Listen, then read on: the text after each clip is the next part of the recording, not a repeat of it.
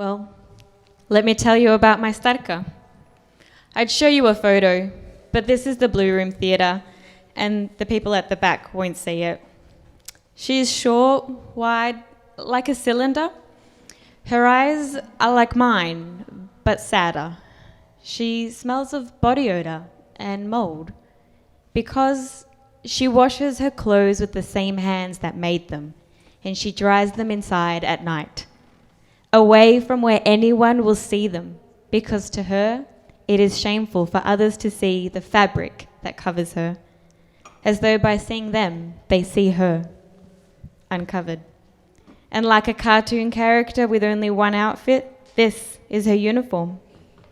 She shines with sweat because these clothes are from a time and place that doesn't exist here in sunny Australia. Wow.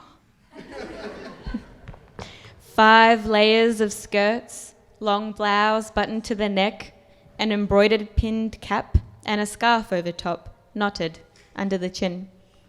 I used to think that when I'm a grandmother, that's how I'll dress, that's how I'll look. But I know now I won't. I take a photo of the two of us. She asks if her scarf looks good. I assure her the photo is good. She checks. She tells me it's not good. Her scarf is crooked, and if the peak is to the side, people will think she is drunk.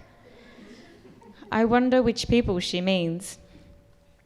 As she drops her Nutri-Grain into her coffee for breakfast, she tells me my stories, the ones she keeps for me, of the times I made her laugh, made her proud, or made her feel loved. Like when I went to kindy and I taught her the English words I was learning. Hi, bye, yes, no. She still remembers them. But she couldn't keep up with all I learnt.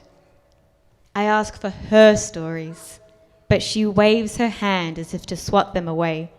She doesn't tell me about her deceased husband, who chased her with an axe and held her by the throat, or of the children he threw when they tried to stop him, the children who pretended not to wake as they watched him almost take their mum. My starka doesn't tell me about the ram that crippled him, or that she helped him walk for 10 years while raising their 5 children and working their farmland to provide what they need. When she covers me in kisses, she covers me in sweat and tears too. She cries every time I arrive, every time I leave, when we speak and when we touch. Since her daughter, my maminka, died, her teardrops have tripled in size, and I watch her crumple under their weight. She sneaks cash and discount chocolate into my hand, and she smiles as she shishes our secret at our goodbyes. She sobs as she prays, Yezhishe, that God will bring me to her again before she dies. She complains that I don't visit long enough or often enough, that I don't eat enough. She complains that she hasn't seen my siblings and won't see them before she dies. She complains that we abandoned her when we moved to Perth and that she can barely reach her knees. She complains that I've cut my hair again and that the doctor told her no more bacon.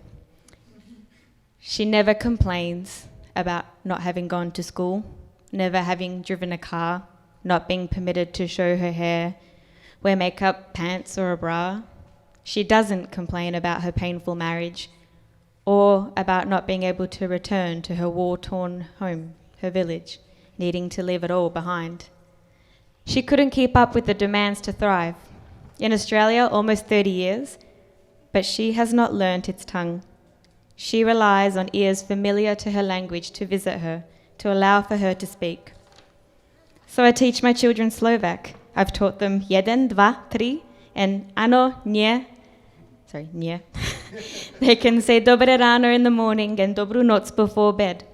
But they won't understand my starka's tears. They could not begin to know her isolation.